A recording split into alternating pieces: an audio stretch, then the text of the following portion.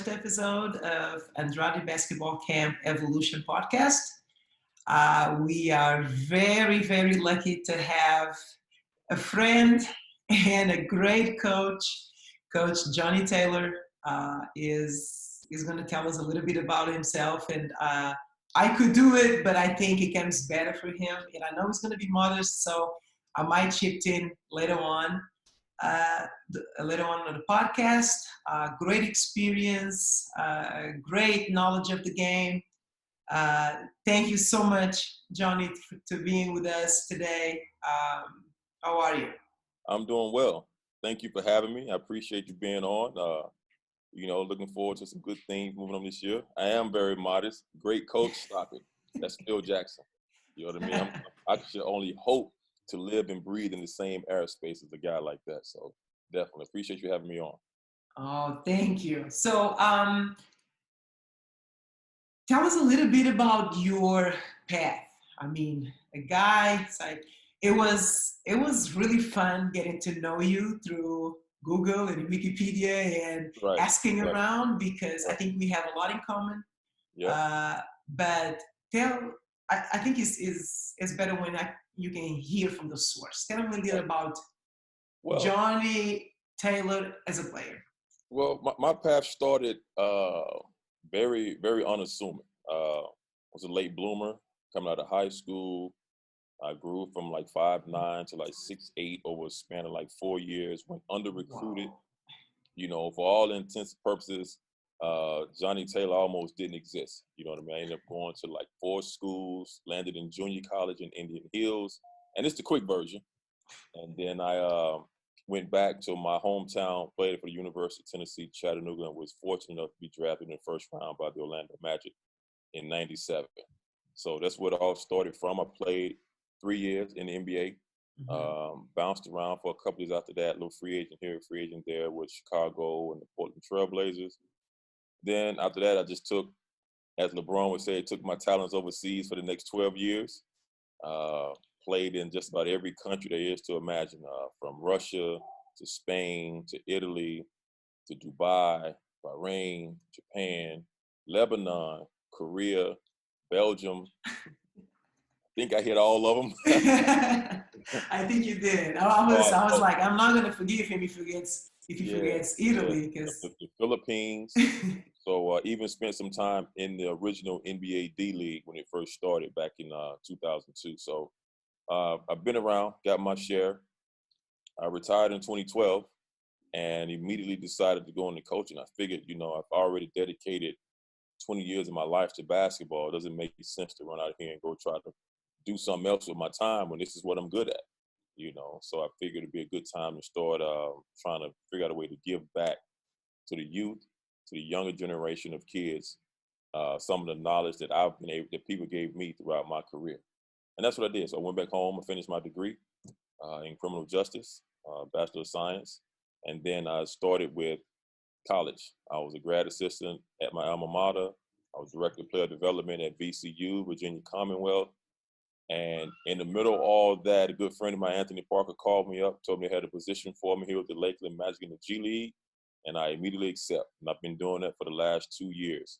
So that kind of brings us full circle over the last 23 years in about 2 minutes. That did a great job. Couldn't have done better.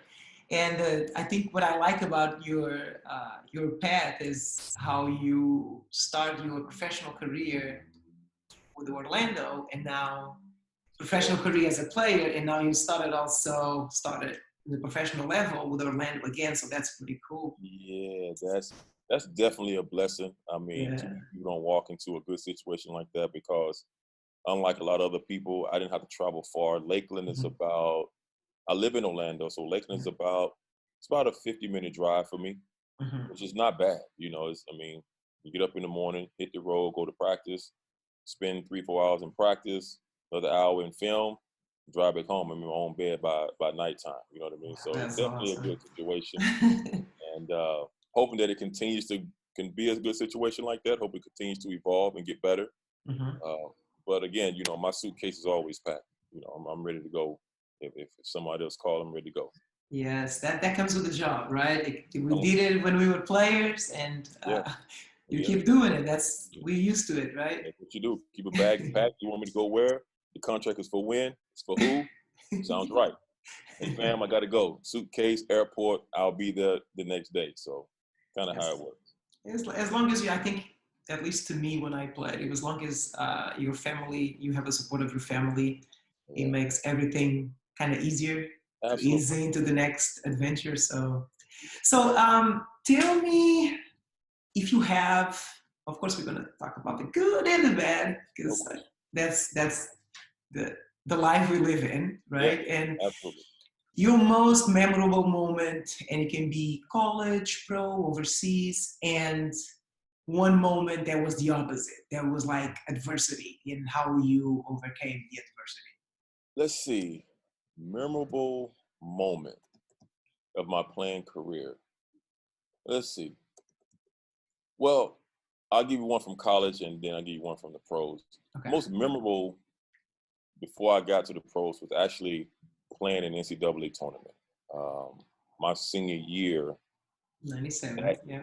that team is the only team in our school history that has made it to the Sweet 16. You know what I mean? So that was one of those things where no matter who does it after us, we were still the first to do it. So we're gonna be on that wall enshrined as the first to do it. And unfortunately, no one has done it since. You know, somebody at my school, my alma mater. So that was definitely a memorable moment because with those guys, we still meet once a year. We celebrate our 20th anniversary a couple years ago. The same team, everybody's still alive, thank God. We get together, we hang out 2-3 days, relive all those experiences, and then we all go back to our various places where we stay. Um, in the NBA, well, in the pros in general, first, the pros, was, of course, would be for me was the first time I put that uniform on and actually stepped on to the NBA court with all these people that I watched growing up. Um, since we're in the middle of the last dance with the whole Chicago Bulls situation, I remember my rookie year, and it was the first time we played the Bulls, and I was on injured reserve, but you know how that is. Oh yeah. So I'm out there and I'm working out before the game, and getting all my shots and I'm sweating. And I had never met Michael or Pippen in person or anything like that. And me and Bo Outlaw was out there shooting around, but behind me, Bo just turned around and started talking. He was like, "Yo, what's up, Mike?" I'm thinking to myself, "There's only one Mike I know. It's got to be his airness." You know what I mean? And I turned around, like there he was, like he was standing literally like 4 feet from me. You know what I Oh my mean? And I could hardly say what's up. I was like, "Oh, what's up?" Because I was literally just starstruck in awe. You know what I mean? Because he was literally 4 feet from me. If I took like a half a step, I could have high fived. You know what I mean? And he was standing right there talking. He said, "What's up?" I said, "What's up?" And I went on shooting my shots. But another 5 minutes, then I had to go on off the court because my nerves was all over the place. You know what I mean? Calm down. So that still sits in my head. It's real memorable. And overseas, I won back-to-back championships when I was with the Bahraini team in Mhm. in Bahrain, and those were symbolic because other than winning the Southern Conference championship my Mhm. senior year, I hadn't won any championships. Okay. And we were able to win back. It was a big thing. It's not a huge country, but the fans are crazy, and it was like their team hadn't won a championship in like 10 years. And I will note they haven't won a championship since I left. Oh, Mitch, I'm saying. So we need to start working together in some team because you have this power of winning championships. You I like go. to win Yep. championships. They too few and far in between though, but that at that time it was pretty good, so I can't Uh, complain about that. So those couple events stick out in my mind. There's a lot of others, but those are mhm. probably right at the top of the list. Yeah, that's always good when you can top your positive experience with championships because I think that's so hard. And being athletes that compete at a high level, you know that you have Right. to cherish every single one because Yeah, it doesn't mean if you won one, you're gonna win the next one. doesn't So mean it. Doesn't mean it at yeah, all. You did mention a negative experience. yeah. Uh, hmm. Well, It doesn't have to be negative. It can be just as adversity, like well, how you know Right. Maybe So it the was not one, perfect, but I don't. The coordination of negative maybe it's kind of strong, but yeah, there's something you had to get over. Right. yeah. So the one I remember, I was overseas, and I was always one of those athletes that was run, jump out the gym. My quickness and my athleticism Mhm. played a huge part in my game. And I remember I signed with Hapoel Jerusalem over in Oh. Israel. I signed with the team over there. Mhm. This was back in 2002, I believe, and got over there doing my thing, flying to the gym, and I ended up having, if I'm not mistaken, they call it it's like a bursa sack or something like behind your knee. It's Oh, like a yeah. sack of war, whatever. At the time, I didn't know what it was, but it was causing me significant pain. And I would go get it looked at. They was like, we don't know what this is. I think you're not going to play basketball for the rest of your life. I'm like, what? So they gave me this Whoa. prognosis that I was done playing. Now, mind you, my leg was swollen in that area, and I'm thinking to myself, I'm not going to play basketball. Hold on, now I'm only 28 years old. You mean basketball is over? This is not possible. So I went to another doctor. He said the same thing, and it literally just crushed me. I'm like, Man. at that time, I couldn't imagine not being able to play basketball again, because basketball is, for all intents and purposes, my life. It Love makes it. up who Yep. I am as a person. You know what I mean? Now I don't have to go out here and play now, but it's still a part of my life, and not being able to do it in some aspect, it broke my heart. So anyway, I ended up breaking the contract with them, and before I can get on the plane good, I got a call from a guy in Russia. He wanted me to come to Russia. So I flew home for like 2 days, got some more things. And in that time frame of going back to Russia, the pain in my leg was gone. Like, I've never had any issue from that ever again. It's never showed up, never reared its head, nothing. I don't know what it was, but during that 72 hours or whatever, I thought I was never going to play again. You know what I mean? So I was just devastated. I was going to go to Russia anyway, but I didn't know if I was going to play or not, but Uh-huh. it worked out for the best that I didn't have any other issues, no problem whatsoever. And I was able to go and play and play at that time. I think I played 10 more years after that. So it was it was good, no complaints.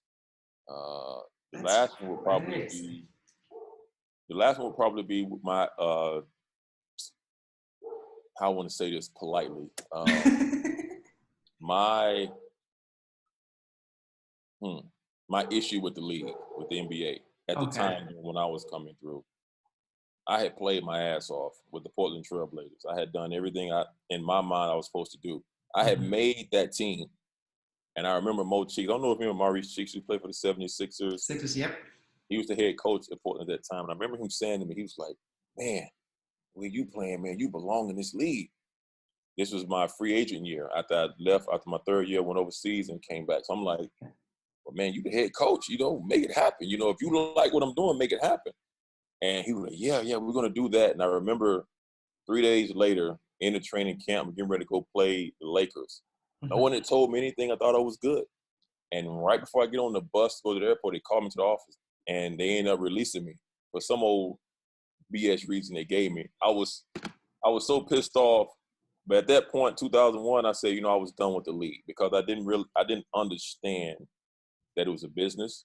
Mhm. I didn't understand the political aspects of it, and it rubbed me sour for probably 5-6 years. I was just done with the league after that. So you know what, I'm good. I'm gonna go take my money overseas. I'm gonna go play where they want me at. I'm gonna let y'all stay here, and end up having a great European career. End up making, thank God, made good money while I was over there to be able to take care of me and my family. So it ended up working out. I guess the league just wasn't in my cards after I left the league, but after that, it made me more stronger minded. So it helps me now when I coach these guys now. It helps me to mentor to them about what they need to do, when they need to do it, how they need to do it. You know what I mean? Mhm. To get through some of the That makes adversity. You know sense. what I mean? Yeah. Yeah. You talked about your first time you met Jordan, first time out there on the court. Um, I was blessed last year to work on the draft combine. Nice. So talk a little bit about that. Do you end up doing the draft combine and the draft camps that the teams Hmm. do before the draft? Because I think that's something that some of the players don't understand how important that is and how to act in those interviews Right. during camp, how prepared they have to be. Right. And I know for the little bit I know about you, I know you always like to be prepared for whatever Yes. is in front of you. Yes. So if you could talk a little bit about that. Well, when I was coming through, I was really hoping I got a chance to do that this year, especially being from a coach's perspective. But COVID-19 wasn't going to allow us to be great. But during my time coming through, it's really important that guys, you got to know now what you need to know now, basically what I'm trying to say. Like, you got to know it's a business. Like, for me, I feel like I was always behind the eight ball because when I came in, I didn't know that it was a business first. You know, I thought it was an extension of college, except you're just paying me a lot of money now. You understand what I'm saying? But that wasn't the case. And the sooner you're able to understand that it is a business first, and you have to treat it that way. But then you say, well, how do I treat it as a business? I've never had to run a business. I've always, did whatever I did in school, and that's how I did it. Mm-hmm. That's where I feel like myself and you can come in and tell them, look, when you go to these meetings, open your mouth and speak. Speak clearly. Speak with confidence. Now, you're confident on the court, but you're not confident in this room. Be able to open your mouth and be able to articulate exactly what you expect from the coaching staff, what you expect from yourself, what you expect moving forward. You have to be able to do those things. You have to say them in a confident manner. You have to be able to convey yourself or sell yourself before they invest millions of dollars into you. I think a lot of guys, we don't know how to do that. I wish they would go and start that in college. That way, especially with the guys they know that's going somewhere, Mm-hmm. that way they have those tools kind of already built in. As well, realize that when you're at these combines and when you're at these different tryouts, man, it's not party time. You know what I mean? It's not. You have to be able to put whatever you do extracurricular on pause just for a little while you're Mm-hmm. trying to interview for this job. Because these executives, like I said, our lives, your life, my life, is kind of contingent upon us making the right decision or the right investment in this player. Yeah. You understand what I'm saying? So a lot of people can be affected by the wrong decision. If you come in there with the wrong mentality, that seriously affects more than just you. It affects all of us. And I think getting those guys to have that knowledge a lot sooner than later Mm-hmm. would be great. And I don't know if they still do it. I know they did it for a little bit when I was coming through, but they only had it for like a day. It wasn't something they was like drilled into the guys, But I Mm-hmm. think those attributes are definitely important, the way you conduct yourself. Because it can go a long way. It could be the difference between a few 100,000 or a few million. Yeah. It all depends. I think they don't, I guess I can see it how it can be hard for the player that you are to start in high school, you go to college, you are to start in college. And now I think a lot of them is pretty much what I kind of felt last year. I wasn't a player, of course, but I like just looking around. To me, everything was so new that I spent a lot of time observing. Right. And you could totally tell who was serious about it. The way they conduct themselves in the hotel, the way they show to the interview, show into the interview 20 minutes earlier, all dressed up. Even their posture when they were talking with the team, the organization that was conducting the interview. And then there were some guys that were there just to play ball with their friends. And I think, like, I totally agree with you. I think that's something that college should help them with. Yeah. Because one of the things that a good friend of mine talks about in psychology is that as athletes, we never had to sell ourselves. We always hired someone to do that for us. Right. Right? So you have your agent. Like I knew my weakness every time I went to talk with the team. When I was playing professional, I talk about everything. I wanted to meet the coach. I wanted to ask questions about, okay, what facilities do we have? How many times we're going to practice a day, a week? How many games? Are we doing European competition. But as soon as we go, and it's like the money part, I knew that was my weakness. I was like, you know what? I have an agent, because everything else my agent could ask, but I had to get a feeling of the person that I had in front of me and the organization. But when it came like to sell myself, it was bad.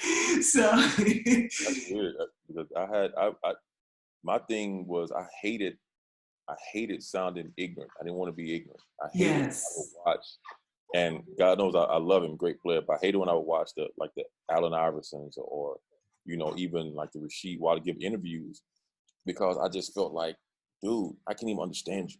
You know what I mean? yeah, Looking exactly. sideways. So I didn't want to be that guy. So I immediately tried to learn how to talk, try to learn how to speak, be fluent and whatnot. And when it came to money part of it, my agent did handle that part. But once I got to Europe, I think I was in Europe probably 3 years, I Mhm. started handling my own deals. Yeah. You know what I mean? I was like, listen, if you want me, this is what I need. I don't need anyone talking for me. I'm gonna tell you what I need that's gonna get the job done. I need 4 plane tickets. I need to have internet access. I need to have an apartment. If y'all don't provide cars, whatever, get me a bike. I don't care to make sure I get from point A to B. But most importantly, you can scale back on all that. I need to have X amount of dollars a month, and I need it on time. I know, and it's good that you know what. Like to me, was I knew what I wanted. It was just not me saying it, because Mhm. the way I was as like I played in Italy. I fell in love with Italy, so I ended up playing my whole 15 years in Italy. In Italy. Yes. So people knew that to me everything was very to the heart. So when they come to talk to me, they were like, we love you in the city, and I was like melting. I was like, no, that's not, like you said before.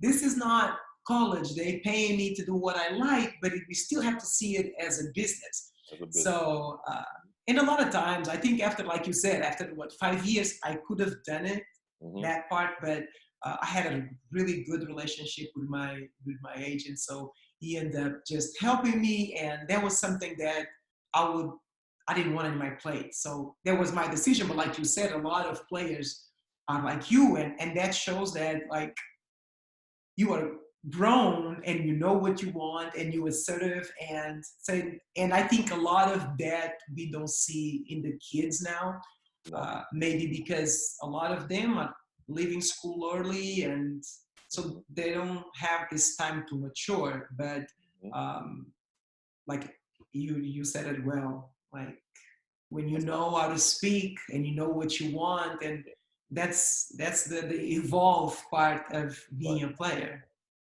That's my only issue, probably my only issue with a lot of these guys leaving school early and things like that, is that just on a maturity level, you're just not there yet. You know what I mean? Your skill set may be awesome, but you're just not quite there yet. Mhm. But at the end of the day, we're all going to make some mistakes. We're all going to do a lot of things wrong. We didn't have it all figured out at 19 and 20. I'm 45 and I still don't have it all figured out. I still have to figure it out. You know what I mean? So, Oh, yes, I do know. you know what I mean? But, I just want everybody to have the same capability of total earning, total respect, and knowing what they're supposed to know, just so it can help their career. You know what I mean? These guys that I coach here in Lakeland, they call me OG. I'm like, I'm not an OG, man. I'm a player just like you, but I'm just going to give you the uncut player coach version that maybe a guy who didn't play or didn't have that background that you and I have, he doesn't have that version. You know what I mean? You know how when you watch a movie, they got the edits cut and they got the mature cut, then they got the Yeah. one that's used in the movie theater. You know what I mean? I'm giving you the mature cut. You understand Yeah. what I'm saying? I'm giving you the part that no one else is going to see or no one else knows about because they haven't lived it or experienced it. And if you can take just 1 or 2 points from that and apply it to your own situation, I think Mhm. it'll help. Yeah. So great. I'm glad that you start talking as a coach, because we're going to do a quick break. Okay. We'll be right back, and we're going to get to know Coach Johnny Taylor. All right? That sounds good. Hang tight. All right. We are back. Uh, Coach Taylor, I think one of the things that um, all of us that play, we knew that our passion had a beginning and an end. Yeah. So we knew that we had a starting date, and we knew also that sooner or later that ball was going to stop bouncing. And when that happens, things can go south sometimes. The preparation, the anxiety, what you're gonna do next. You are, like you said, basketball is our life. It's not something that you do on your off time. To us, it is, and it still is in a different role, but it still is our life. So how was that transition for you? Because to me, first of all, when I played, I didn't want to start thinking about what I'm going to do after, because Right. what? Meaning that the end is coming soon. So I didn't like to think about that. Right. I had a lot of coaches that said, you know what, you're already a coach on the floor.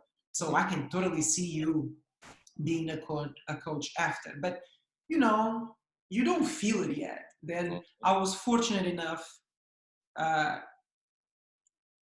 to stay in touch with one of my assistant coach from my alma mater, Old Dominion, and she was the head coach at University of San Diego, and I ended up going to University of San Diego for 4 years. But nice. The transition it was smooth because I knew her, I knew the environment I was going, but like you said, not all of us, like you end up going to grad, be a grad assistant, but not all of us are determined and know what we want. And it wasn't until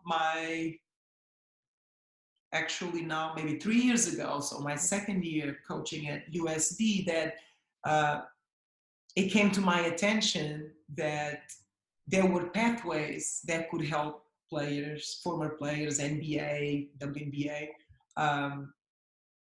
after they were done with their career. So I ended up joining the National Basketball Retired Player Association, had great conversations, tell them what I was searching for, and they helped me, they direct me to Hack Life.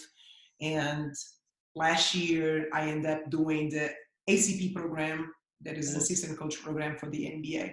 So I follow this path because I wanted to know, but I know that a lot of former teammates of mine don't know about these venues that we have out there in our advantage to take advantage of. So to you, how was your transition from player to coach? Well, I got to tell you, it was probably one of the most difficult things I've had to do, because when you're playing and your talents are displayed on the court, there's always another team that wants you. You understand what I'm saying? So when that season's over with, you knew somebody else was calling because they wanted you.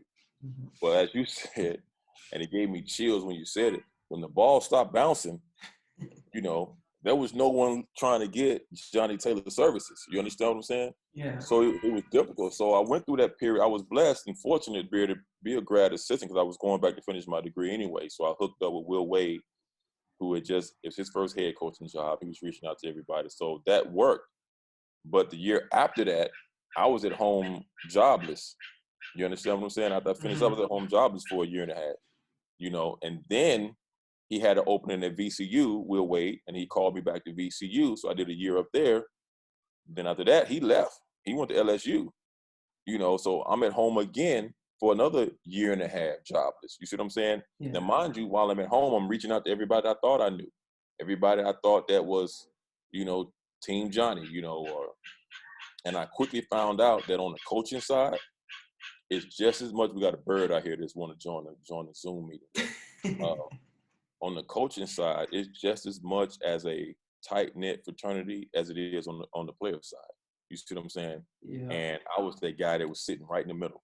You see what I'm saying? So even though I knew all of these guys over here on the coaching side, but I wasn't in their fraternity. So knocking on those doors was very difficult. You calling, you emailing, you texting. You don't want to be overbearing, because everybody that you're calling and texting, they know what you want, because you are one of like 200 people that's calling and texting them. You know what I mean? Yeah, it's true. You think you got a great relationship with this person, but they got better relationship with the next person. Mm-hmm. So it was very difficult, but I was very fortunate, very fortunate. My draft mate, he was also drafted in '97 draft, and he was the 21st pick, Anthony Parker. Yeah. He and I had continued to build a relationship over the years. You know, now coming out of school, we wasn't like best friends or anything like that, but it's kind of like, you know, me being a Kappa, you know, and you being a Delta. You know, we have that brother-sister connection that if you got something open, but because of that fraternity connection, I'm going to get in. And I think it was because of that '97 draft connection that we had and the friendship association we had over the past couple of years. And he's here. Like every time I go to the game, I talk to him, but he's here in Florida. So when that spot came open, in his mind, I was the best person for it. And that door opened up for me. And it was probably one of the best days, you know, that I can, in recent years, I can remember, because now I'm in that coaching fraternity now. And I'm over it. It's funny. When I got hired, everybody that I was calling, texting, emailing over here, some of their first words to me was, "Hey man, you finally got in. Hey, you here now?" I'm like, "Really? I just talked to you 2 weeks ago and you didn't respond to my email, but now, hey," you see what I'm saying? It was a very thing.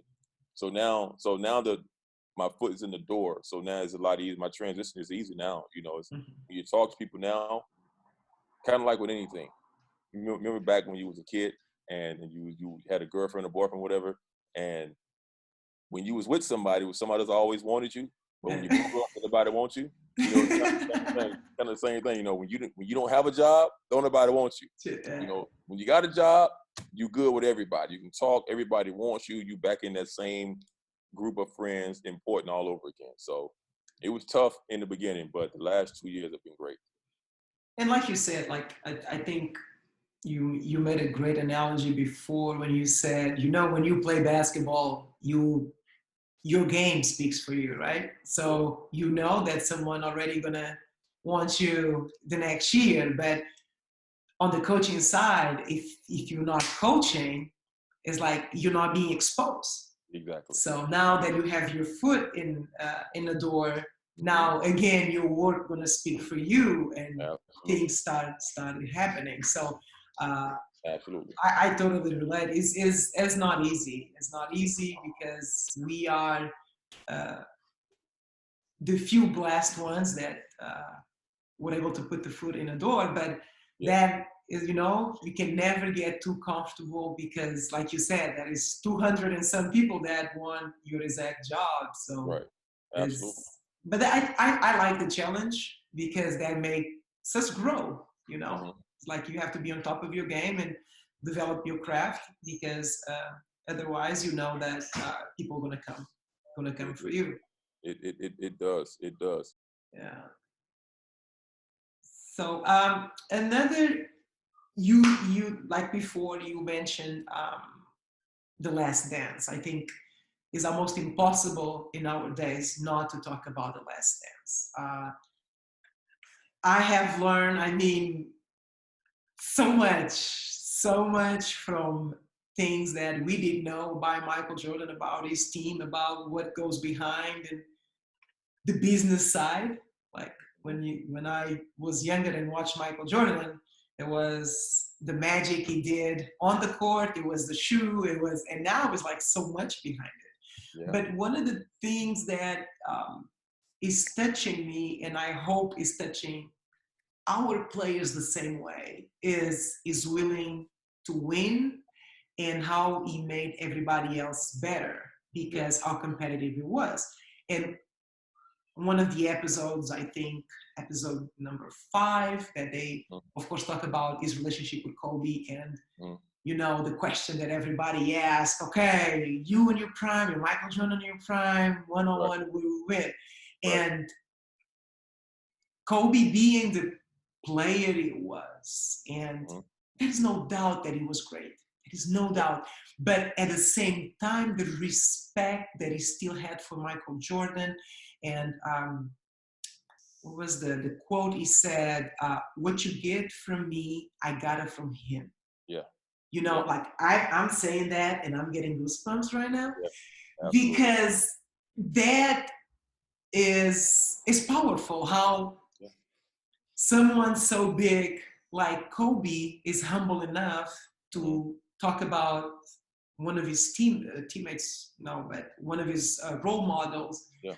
and in that way, Right. I think, and this is my opinion, and I would love to hear your opinion about it, but I think the players in nowadays don't see the role models like the older role models like that.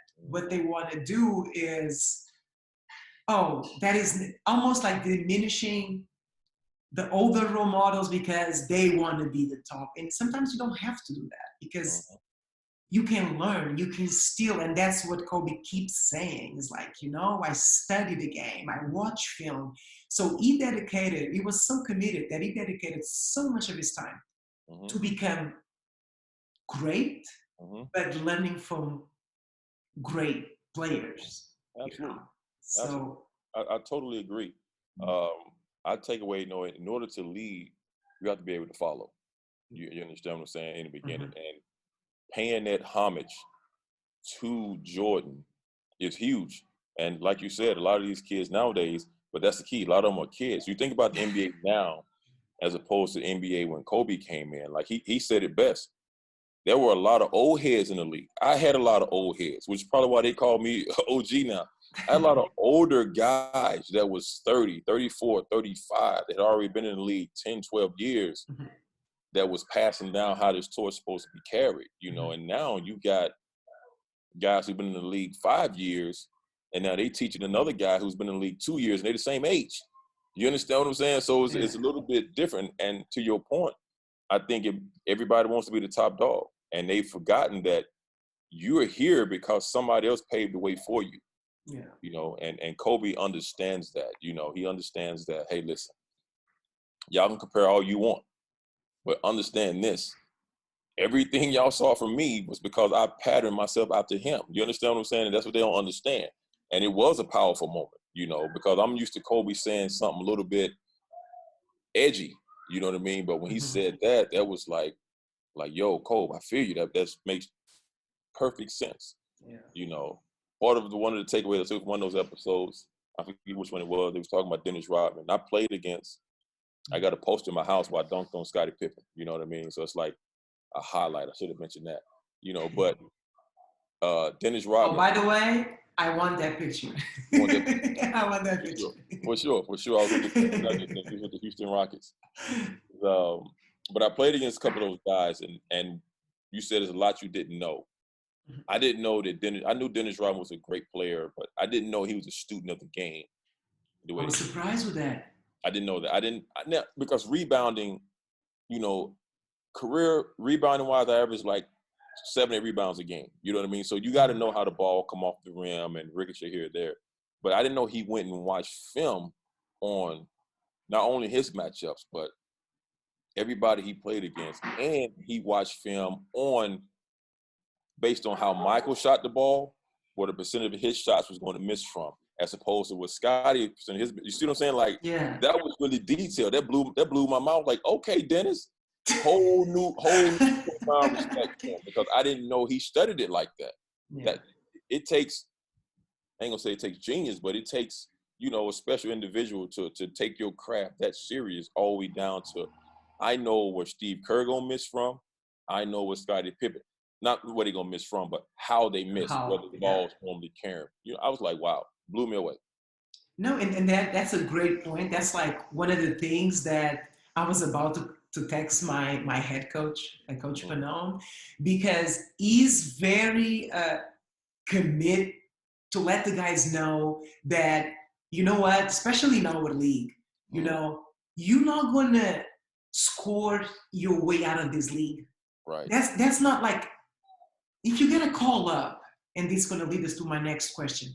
If you get a call up, they don't expect you to come and score 30 points. You know, they expect you to come and be of an exit to the ones that score 30 points. Right. So your role is not going to be the superstar. It doesn't mean that he cannot improve to it, you know, with time. But Coach Panone always says, you know, guys, and one example for post players, you know what? Sometimes you guys get frustrated because you don't touch the ball and you think in your head that I need to touch the ball because I need to score because otherwise the NBA is not going to see me. No, there is players in the NBA that their role, they get millions Yeah, and keep getting millions just rebounding, that's it. defending, protecting the rim. So it's very important for you to know your role and be the best at your role. That's So it. I think Rodman did, oh my gosh, I was, besides the Vegas and all that that we all knew, like Right. knowing that about him is oh my gosh, like I can clip that part and show it for the rest of my coaching career Yeah. Yeah. because you know what? It's not just points, is how serious and how committed you are to your role. I think I am gonna clip that part because it's a powerful. This is a powerful moment because Yeah. no matter what you think about that guy also spent time watching countless amount of hours of film. And it's not just on him, it's Yeah, like on other people. yeah, and a lot of guys don't want to watch film. They don't Yes. understand. Ironically enough, which brings me to off the brain moment. My rookie year, I've been sitting just meditating on this. I don't recall watching film hardly at all my rookie year, which would now we watch film when we got ready to play game. I'm talking about like individual film, Individual, like yeah, the way PD. we do now with the guys now. Yeah. I'm thinking to myself, had I done that? Because it took me a while to pick up the plays, how the game was played. But I didn't watch film. It wasn't required then for us to really watch film like that. You see them like they didn't come, hey, you need to watch film. No, you need to be in the gym shooting is what they wanted to do, but not necessarily sitting in the film room. And the power of film, I made that point because I just want to speak to the point of the power of film. It made Dennis Rodman and an all-star. And also, I remember Chuck Daly was my coach my rookie year, and he told me, he said, everything Dennis Rodman did, it was all a stunt. It was all a ploy to get him paid. That's how he got paid. He was smart enough to revolutionize the position to get paid. You know what I mean? The different color hair, it's all a stunt to get paid. So you could think about before then, they were not paying rebounders the amount of money they paid Dennis Rodman. Yeah, But think exactly. about the people who come after him, the Kenneth Farieds, the Ben Wallaces that made Yep. millions just rebound. They averaged like 2 points a game. They just went out there and rebounded the ball. That's it. So Yeah. definitely That's a great point. a clippable moment. I will go back and clip that whenever the Oh, season start back up and just show the guys the importance of film was. definitely. That's gonna be the opening to the PD section. It's like be committed to your role. It doesn't matter what it is. Yep, That's gonna be my slogan. I like And that led me to my next question. And my next question is, in your opinion, and you have done it at all levels, um, what are the attributes and qualities that a player should have besides being a student of the game that you think they need for the next level? Because in my opinion, it's character. yes. So I would like to hear from you. Well, that's it in a nutshell. I mean, you kind of took the hammer and just knocked the nail right onto the wood with that one because if you are a person of high character, that means I can trust you. That means I can trust you when I'm in the gym. I can trust you when I'm at home and you're in the apartment. I can trust you're going to do the right thing all the time, no matter who's looking. You know what I mean? It's funny. It's a funny thing about character. I talk to my son a lot. I said, you could be great. I said, but if you're not a person of high character or of good morals, it doesn't matter. No one's going to really have faith in you and trust in you. You know what I mean? So that goes along with. So I would definitely say your character is definitely important for me. But like I said, if you do the right thing when I'm not looking, I know I can trust you on the court with things I need you to do on the court at all times. Outside of that, I would say definitely you got to have a work ethic.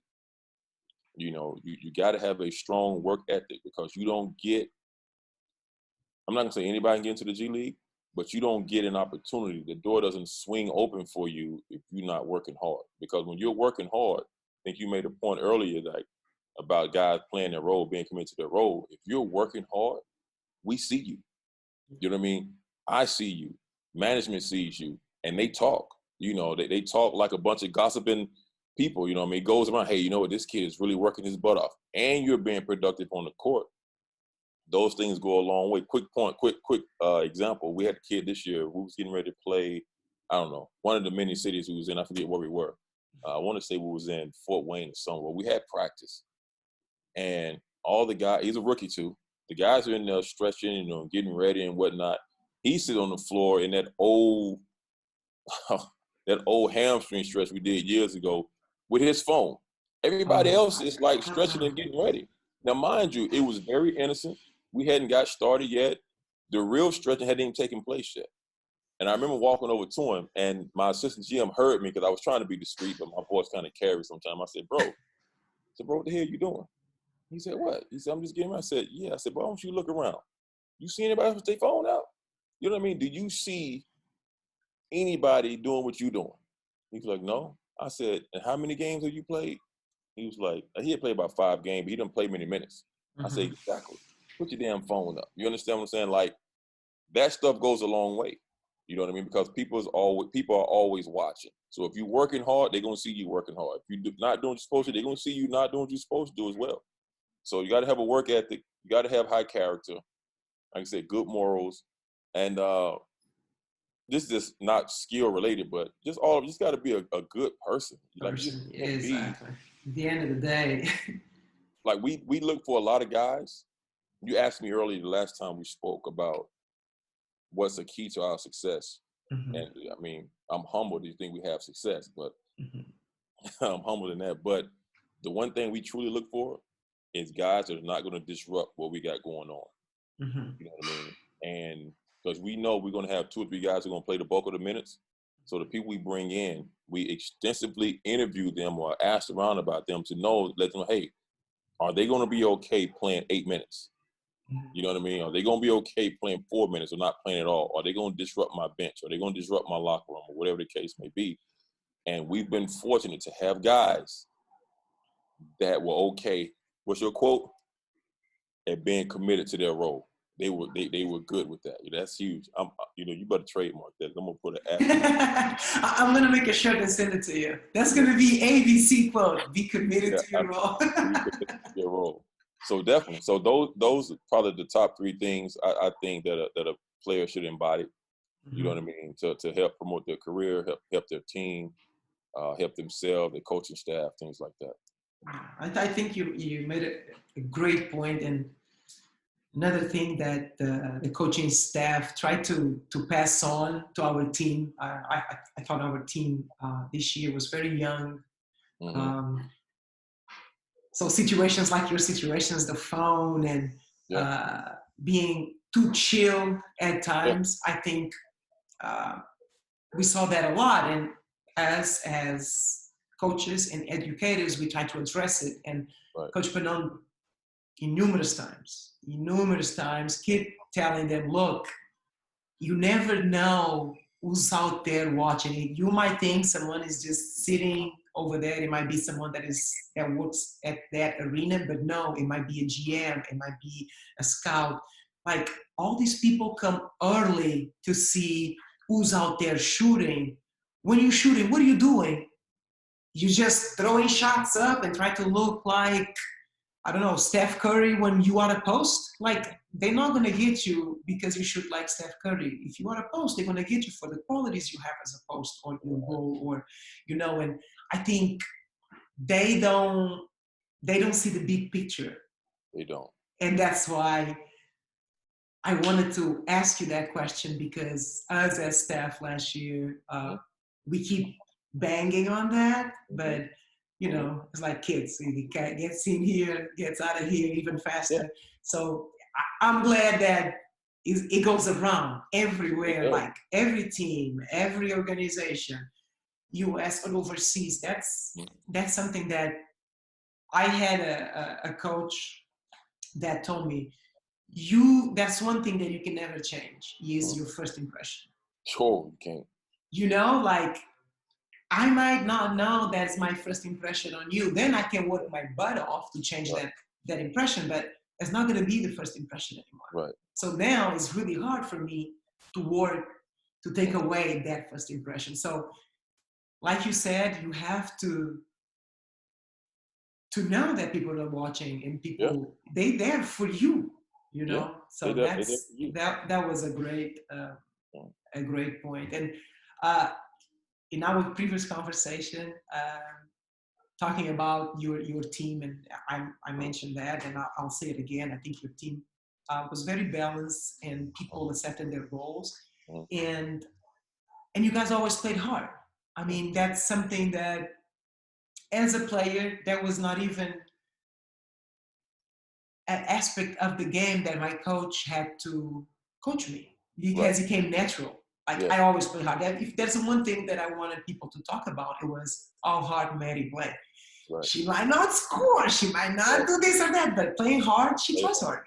Yeah. Because if you have that, then the coachability will come. Yeah. And going back to the Last Dance, one of the things that I was amazing to, it was Mhm. when they asked Mike, were they talking about the Olympics '92?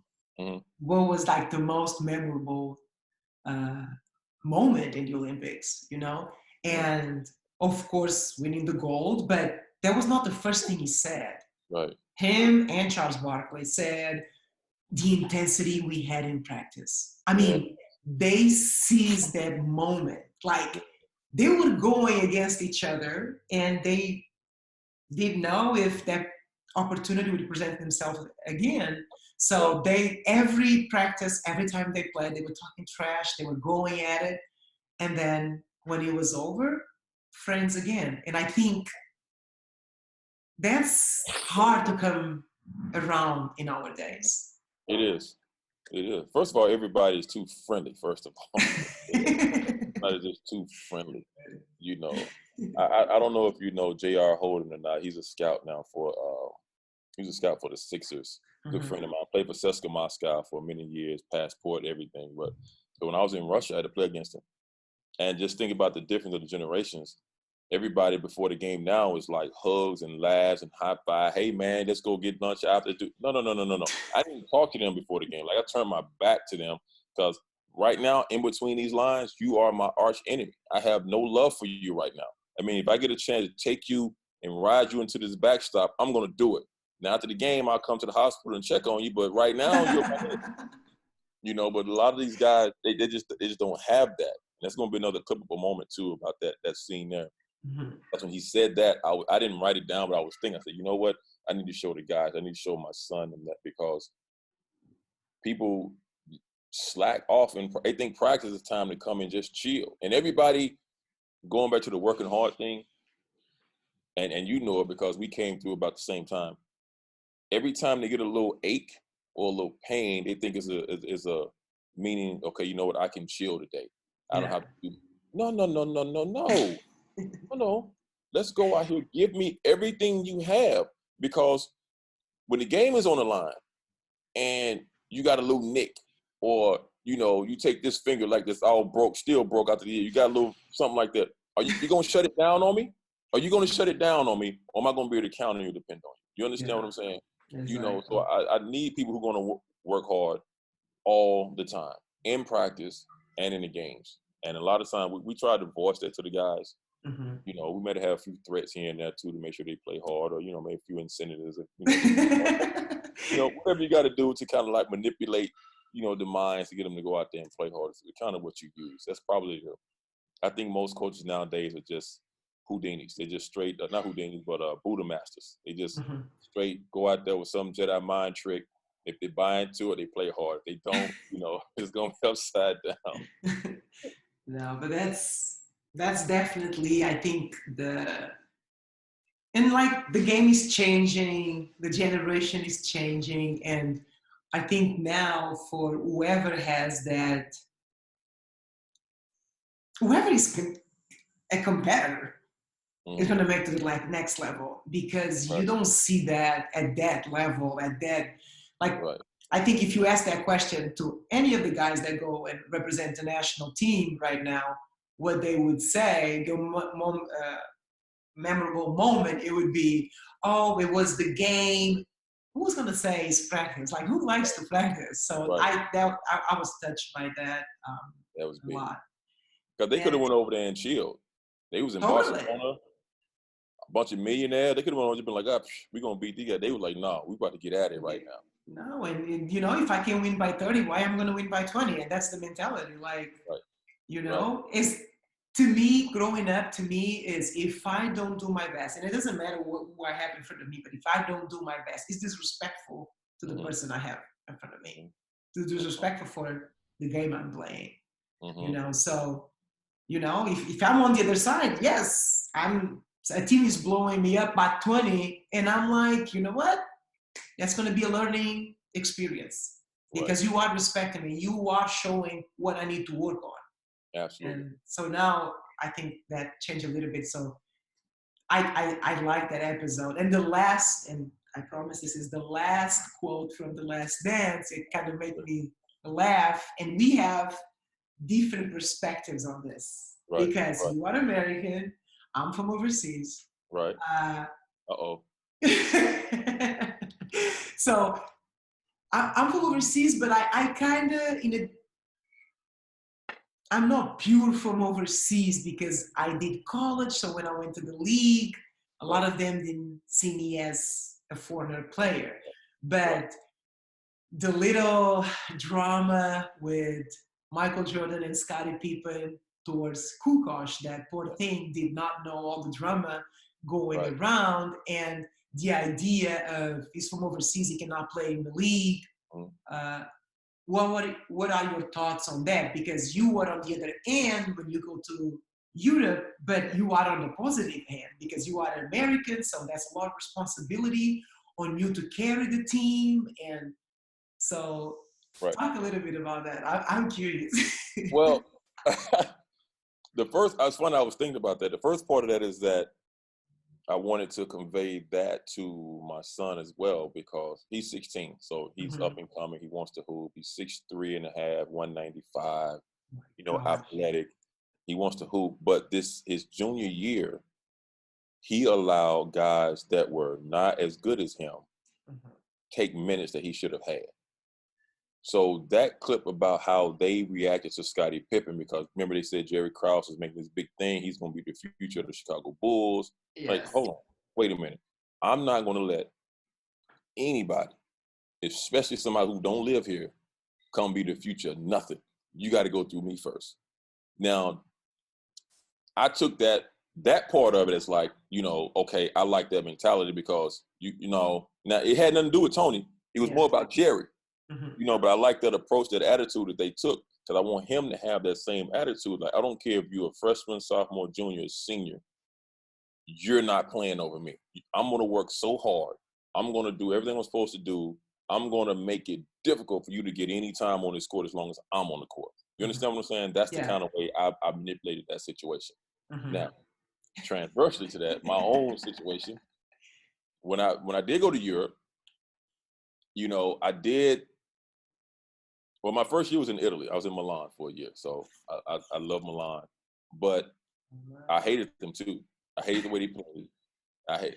To me, that's when flopping began. There used to be this dude named Luca Gamba. I still remember his name. Luca used to just fall every time I drove to the basket. It got to the point where I would just literally fight him in practice, But once you've been there for a couple of months, you start to appreciate that, hey, these guys can actually play. And they play a style of basketball that we're not accustomed to playing. So if I could some type of way adapt kind of what they're doing and add it to my game, I'm going to be that much better, because that's all they did. They took what we was doing, added to what they're doing, and then you produce the Manu Ginobili's. I played against Ginobili when he was in Italy. You know what I mean? I played against him over there. You know what I mean? They was talking about they drafted him. I'm like, yeah, okay, draft him here. He got to come up here to Olympia Milano and play first before he go anywhere. You know what I mean? But because he could adapt both styles of play, I mean, he was just a dominant force. And you have some guys over there that never want to come to the States that are better than some of the guys who come to the States. You understand what I'm saying? It's crazy. I don't know if you remember Victor Kriapa, Sergey Monya. They both played for CSKA Moscow when I was in Russia. So, of course, you hear the buzz. Kind of like what Scotty and them heard. You hear the buzz. Oh, they're going to be drafted. Okay. check mark that on the calendar. When they see me, they're gonna have to play, you know. And they played. I won. They played. They still got drafted. They were good players. They were 6'7", 6'8", athletic, could shoot it. They was rangy. I mean, they had long arms. They were good players, and that's why they was the 19th and 21st pick, respectively, in the NBA draft, because they can play. And I think that mystique went away probably. This is 2020 now. That probably went away in like 2000, 2001. Like European players have the utmost respect now. You know what I mean? You used to hear guys a long time ago, well, I just go to Europe. They thought it was easy to go to Europe. You know, I just go to Europe and play. Okay, go over there and get your ass bust. What's going to happen? Because those guys can play. You know what I mean? And that's like this. This year, the teams that went, the G Leagues that went and play over in Europe, like they lost games because I think guys don't realize that that's the future of the game. Like the NBA is the best league in the world. So they will have the best players in the world, not the best players in America. So the best players in the world, some of them come from Europe. So when you go there and you're not playing the teams over there for the season, you're playing that game. So for them, like you said, okay, you want to go to the NBA? I'm going to show you that here in Europe, you're going to get your butt kicked. Yeah. You know, and I think that that's great. And I sometimes I'm going to admit that I get a little bit of fun because people sometimes forget that I'm from over to Europe, and I'm like, y'all, watch out. Those Europeans are coming after you, you know. And but look at it from this standpoint too, though. And here's where, you know, I try to push my point across too. For those years I was in Europe, what did most of the Europeans do majority of the time? They started in the youth league, but they was in the gym all day. They moved to the mid-level, and if you're good enough, you play on the senior team. You may be 17, but you're playing on the big squad team. You're in the gym all day. And all they do, but I don't know if they still do, I haven't been on season, 8 years, but all they did in the time I was over there was shoot, dribble, shoot, dribble, shoot. That's why you had a lot of big guys over there that could shoot. You know what I mean? Big 6'10", 6'11" guys shooting three because all they do is shoot. My point of saying it is that they spent man hours in the gym getting better. And what happened was you had those kids that was coming along a few years ago watching the older crew of guys getting better. Now they are what's the kid in Dallas? What's the kid name? Play for the Dallas Mavericks. Oh my gosh. I'm blanking. Luka.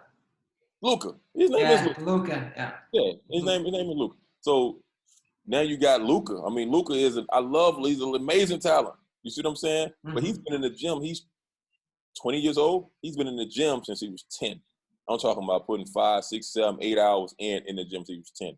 And I would like for us here in the States, we get this superstar mentality where we don't have to, because we can run and jump, that we don't have to spend the man hours in the gym.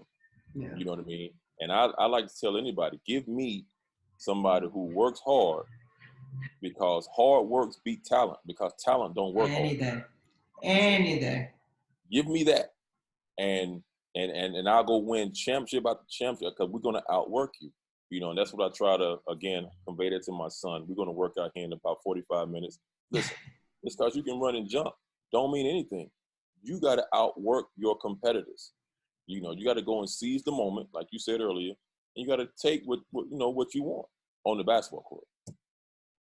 That's it. That's, I totally agree. And once again, I really appreciate you doing this podcast, because I think, like I said, like studying, preparing for this podcast, I got to learn a lot about you. And the more I learned, I was like, this is going to be perfect, because we see a lot of things the same. Right. And sometimes it's good for people to hear from different people the same message. So some of the people that heard that from me in the past through the ABC Evolution Camp. Now they have a chance to hear from you. Well, So I am going to take the opportunity right here. So it's official, inviting you for this year. Unfortunately, we're not going to do a camp because of the virus, but starting next year, we're going to start pushing and try to get this big family working overseas. And I'm inviting you to come to our camp and spread the knowledge on the floor with us. Well, I'm accepting. Oh, yes. My passport's still valid. So if it's not, just check it and go get it, because we would love to have you. I just had it renewed in 2016. Oh, so it's good to go. Yeah, it's still valid. It's still, I'm ready to go. I really appreciate you having me. Like I said, thinking of me, just being able to have the opportunity to share this fellowship time with you. I mean, it's huge. It's important to me. Again, you know, it goes back to what I said earlier, you know, being in that group where people are actually thinking about you and wanting you to be a part of something they're doing. I mean, that right there, to me, is humbling, is gratifying, and I really appreciate it. If you need anything, I'm here for you. Definitely want to get on that plane and go overseas and do the camp with you. I think that'll be awesome. I think that'll be amazing.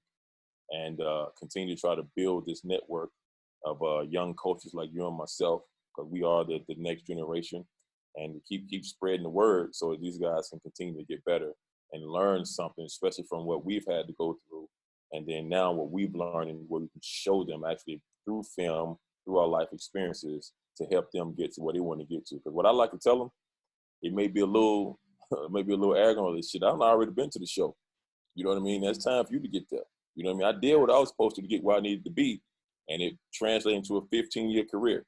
So now it's time for you to figure out how you're going to get yours. Let me help you along the way.